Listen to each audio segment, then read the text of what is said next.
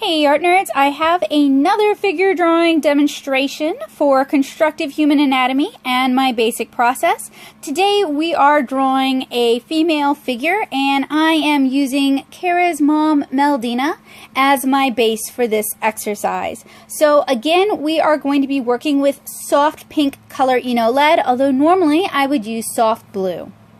So again, we're going to begin with a rectangular shape. This one is much more hourglass, with the hips being a little bit wider than the shoulders. Now, women come in all shapes and sizes, so the proportions for your characters will of course differ, and I do recommend putting in the time to do figure and gesture study so that you can practice, so that you can have a mental vocabulary. But I do begin with sort of an hourglass rectangular shape. I go ahead and I sketch in an egg shape for her rib cage with an ellipse at the neck that indicates the neck hole, and then a semicircle at the bottom of the rib cage which indicates how the rib cage actually ends. Then for her pelvis, I begin with kind of an oblong shape, and then I add what I refer to as sort of the axle. That would be her pelvis.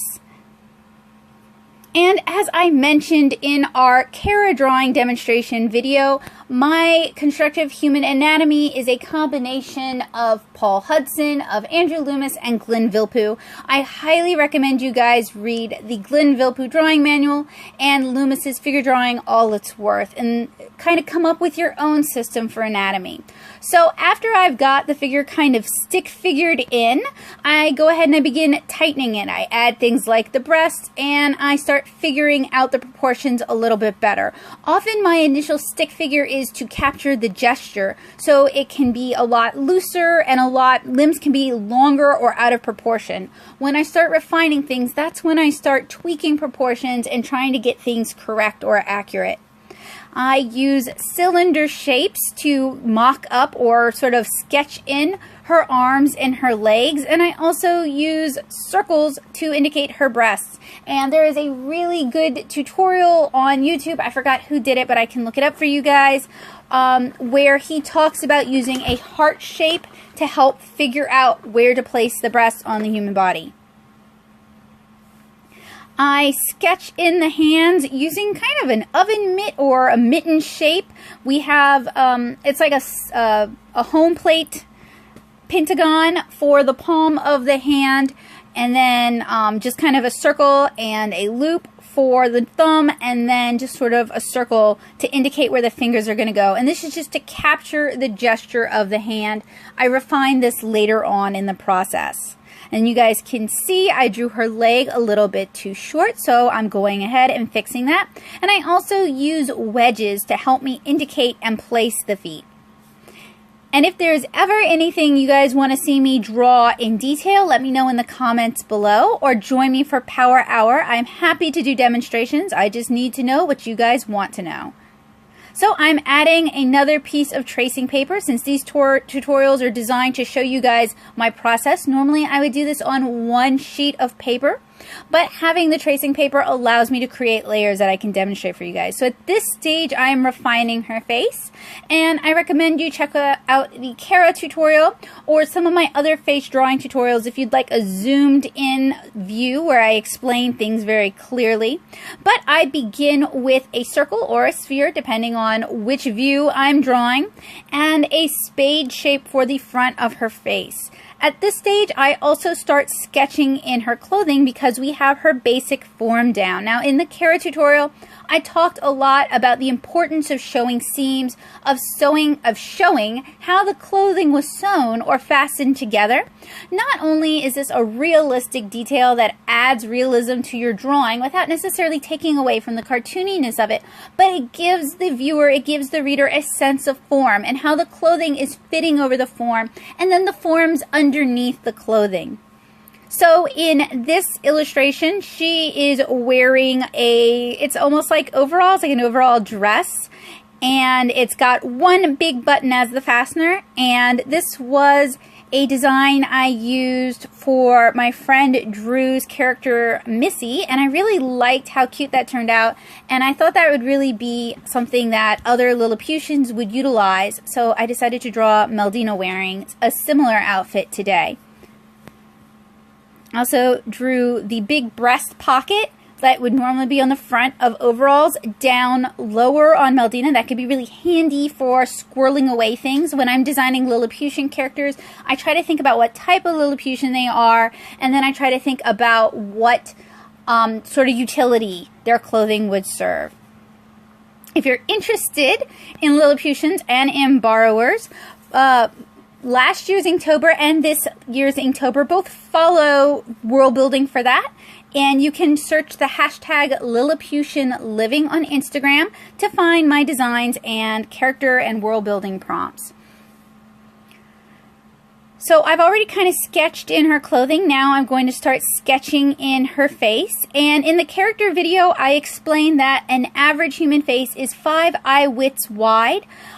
For how I cartoon, since I have kind of a manga influence, my eyes are a little bit bigger. So my face is actually about 4 eye widths wide. And I subdivide the face by drawing one eye in the middle of the face and then the actual eyes on either side of the face. Then around my eyes, I draw 2 circles, and those are going to help me place my eyebrows. And this is a technique I picked up from Walt Stanchfield's Drawn to Life, which I highly recommend you guys read. Also use this as an opportunity to start filling in the features and sketching in the hair.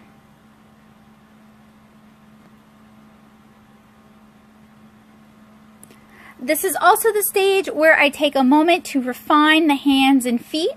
You can see that one hand is sort of clenched or in a neutral pose and the other one is waving with all 5 fingers spread. There's a variety of ways that comic artists draw hands.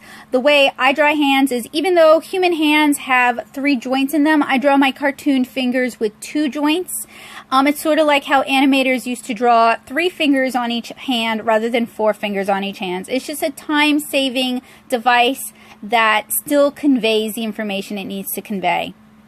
And the trick is just to be consistent with how you draw hands.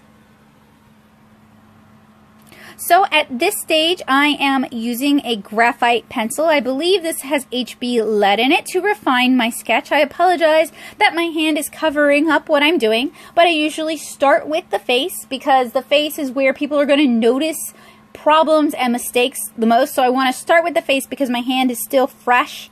And I kind of work my way down. And there's a couple other reasons why I do this. I hate getting graphite on my hands. Once my hands get dirty, it gets all over everything else. So I try to work very cleanly. And by starting at the top and working my way down, I'm not smearing graphite, so I don't have to go back and clean that up.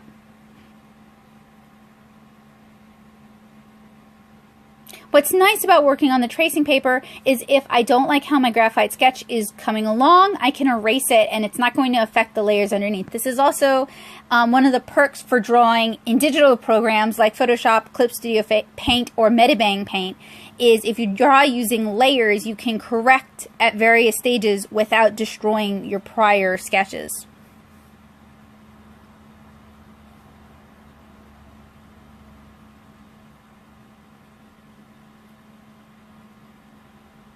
And believe it or not, wavy and curly hair are 2 of the hair types I have struggled the hardest to learn how to draw. It's taken me decades to learn how to draw them.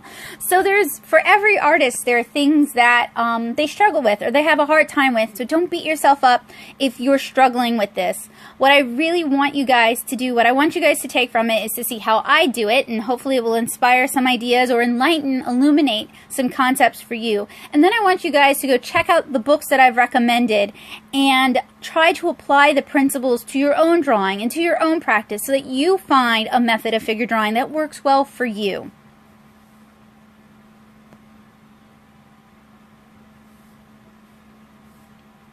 When I'm drawing clothes, I try not to draw clothes skin tight unless they are actually skin tight. So this means at sort of points where the clothing end, I draw them away from the skin, or I try to make sure that when I draw clothing, I'm drawing it like a little bit above where I drew the skin line, if that makes sense to you guys. So it appears like the clothing is sitting on top of the body, not that the clothing is actually part of the body. And I'm using my left hand just to hold down the tracing paper so you guys can see the underdrawing a little bit more clearly.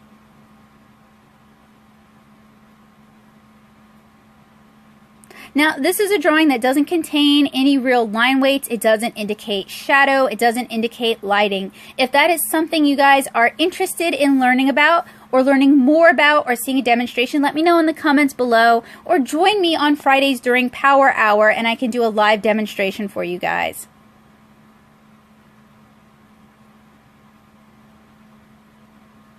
I apologize that my camera is having a really hard time capturing this and it wants to go out of focus.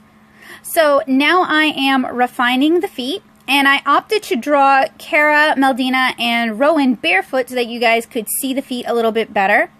I draw my feet pretty simply. I don't add too much detail to them because for my cartoony style that's not really necessary. So thank you guys so much for watching. Hopefully I'll see you.